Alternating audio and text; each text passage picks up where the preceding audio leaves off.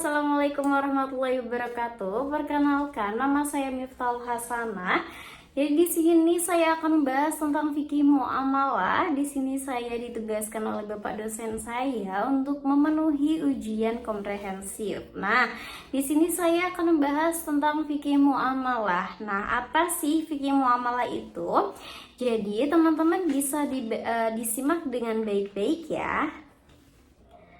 Nah, fikih muamalah kita akan bahas dari pengertiannya terlebih dahulu. Nah, yang pertama, secara bahasa, fikih muamalah tersusun dari dua kata, yaitu fikih yang artinya pemahaman atau pengertian, dan muamalah atau artinya kepentingan atau hubungan antar manusia.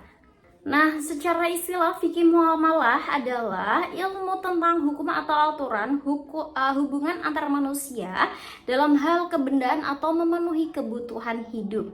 Nah, dalil-dalil tentang fikih muamalah ini yang berbunyi di dalam surat Al-Baqarah yang berbunyi A'udzubillahi minasyaitonirrajim. Bismillahirrahmanirrahim. Wala ta'kulu amwalukum bainakum bil batili wa tudlu biha ilal hukami litakulu fariqum min amwalin nasi bil ismi wa antum ta'lamun. Nah, di sini yang memberikan arti, janganlah kamu makan harta di antara kamu dengan jalan yang batil, dan janganlah kamu bawa urusan harta itu kepada para hakim dengan maksud agar kamu dapat makan sebagian harta orang lain itu dengan jalan dosa padahal kamu mengetahui.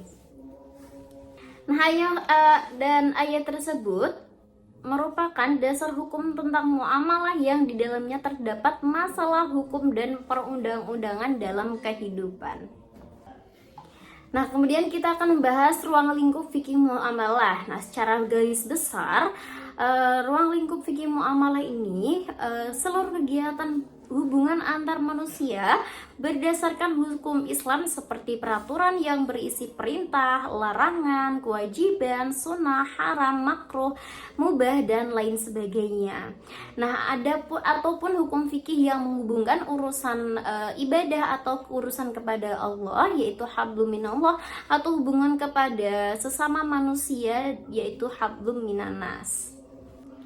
Nah, secara terperinci ruang lingkup fikih muamalah ini yang pertama adalah muamalah madiyah. Nah, hal ini mengkaji tentang objek atau bendanya atau aturan yang ditetapkan syariat dengan objek benda dengan maksud memenuhi kebutuhan yang sifatnya kebendaan seperti jual beli, syirkah atau perkongsian, mudharabah atau kerjasama, rohan atau gadai, utang piutang, dan lain-lain. Nah, kemudian yang kedua yaitu muamalah abadiyah. Muamalah ini mengkaji cara saling tukar-menukar benda atau aturan syariat yang dikaitkan dengan aktivitas manusia dalam hidup bermasyarakat. Atau hal ini ditinjau dari segi subjeknya atau mukallaf atau manusianya. Contoh, melakukan jual beli dengan akad atau ijab kabul, apakah sama-sama rela atau terpaksa, atau ada unsur dusta atau dan lainnya seperti itu. Nah, kemudian tujuan kita mempelajari fikih muamalah itu apa sih? Nah, tujuannya yaitu untuk mengetahui dan memahami adanya sistem ekonomi berdasarkan syariat Islam. Nah, kemudian mengajak kepada jalan yang diridhoi oleh Allah Subhanahu wa taala dalam bermuamalah. Kemudian yang ketiga, memudahkan untuk mengetahui hukum-hukum fikih tanpa menghafal permasalahan satu persatu. Nah, kemudian kita akan membahas tentang manfaat belajari fikih muamalah. Yang pertama, membantu penentuan hukum kontemporer atau baru dengan mudah bila kita menguasai kaidah fikihnya. Yang kedua, mengetahui kaidah syariat Islam dari kaidah fikih, yang kemudian mengatasi masalah yang ada sekarang ini dengan mudah bila menguasai kaidah fikihnya. Lah, kemudian mengetahui cara berbisnis transaksi di syariat Islam yang sebenarnya. Mungkin itu saja yang dapat saya sampaikan dalam materi atau presentasi fikih muamalah ini. Saya pribadi mohon maaf sebesar-besarnya.